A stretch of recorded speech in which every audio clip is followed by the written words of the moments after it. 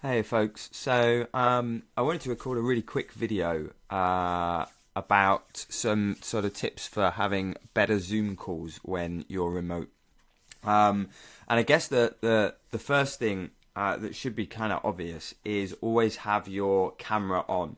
So it's really weird if you have someone who's on a remote call and you've just got them via audio. Now, sometimes, sure, you're on your phone and there's no other way of doing it. But in general, right, like you wouldn't go to a meeting and then like everyone put a blindfold on. So in order to make meetings feel inclusive for people who are remote, everyone, including the remote people, should have their cameras on. And then the other thing is making sure that everyone has their own screen. So I've been in a lot of Zoom calls where there's like a room of people and there's three or four of us that are remote, and one of the screens is just a room of people and you can't kind of see anyone. And I've got an example of that somewhere here, I think. So here's an example of it's not a Zoom call, but here's an example, right, of somebody talking. There's people down here on the left that I can't really see. This guy's on there twice, actually. But this is the kind of thing I'm talking about, like a room with a bunch of people sat round. I certainly, like in that meeting, didn't really feel like I was part of the meeting. However, if you have this kind of arrangement where everyone has their own face on the screen and everyone is fully focused, this feels like a meeting. And once you get used to it, it takes a bit of getting used to, but it feels like everyone can talk. And it doesn't feel so excluding. So even if you've got people in the same building, like even if two of these people, if me and Jill were in the same building here, it would make sense for us to sit in separate booths or put our earphones on or even sit in the same room and just mute somebody's audio and turn their volume down. And both to have our own cameras facing us and look at everyone and be remote.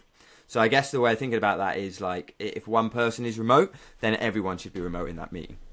It's also really good if you record this because this is a really good format for like the audio quality is better and you can see what people are talking about. You can see facial expressions. So a recording of this is a more useful meeting record than a recording of a meeting that's like this.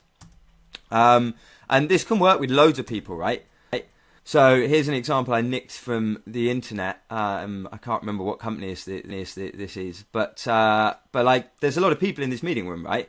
And this thing still works. And the kind of next tip, I guess, you probably notice is that all these folks have their microphones muted. So that's the next big tip for having good calls. If you've got a noisy background, or even if you haven't, mute yourself until you're going to talk. And that can be useful for a couple of things. First of all, it lets other people see that you've unmuted yourself, so that can act as like a little signal that maybe you want to talk in a minute. But it also keeps background noise out, because you imagine all these people have got things going on in the background. It's very, very quickly going to be an awful lot of noise there. So mute yourself and then take yourself off mute when you want to actually speak, and then mute yourself again afterwards. And then the other tip is this view. So a lot of people, and I think by default, Zoom will open you up so that whoever is speaking is just filling the whole screen. And it makes way more sense to put everyone in a view like this. And maybe with this many people, it's like there's quite a lot. So maybe I'd want to, if I had a second screen, have whoever's speaking up in big. But again, when you're in a meeting room, you don't just blinker yourself off to like everyone apart from the person who's speaking. You can see everyone in a room and you can see people's reaction to what's being said. You can see them nodding and their body language. It makes it feel like you're in a physical meeting by having everyone's face visible like this. So again, if you want to have good remote meetings, as soon as you get in a call, set up the gallery view and you just go up to the top right in Zoom and click the button for gallery view, and you'll end up with something like this where you can see what everyone's doing even when they're not talking.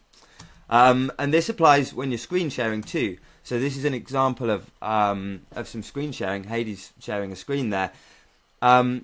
Assuming I have an external screen, I'm always going to want to put what's being shared on one of the screens and then keep everyone's faces on the other screen, because it means that I've still got people's faces in big, right? Now, if you don't have an external screen, there's nothing you can do about this.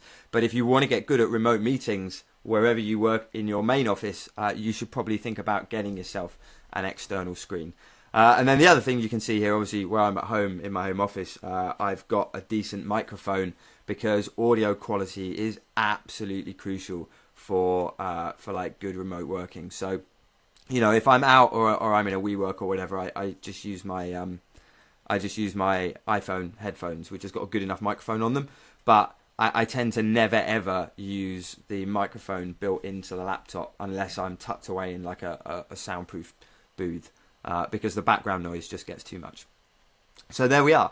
Bunch of tips for remote working. First of all, like, always have your video on. Second of all, make sure that we're not doing this thing with you know, everyone. If one person's remote, everyone's remote. Thirdly, use the gallery view. And finally, make sure the audio is good. And there we are, some top tips for good remote Zoom meetings.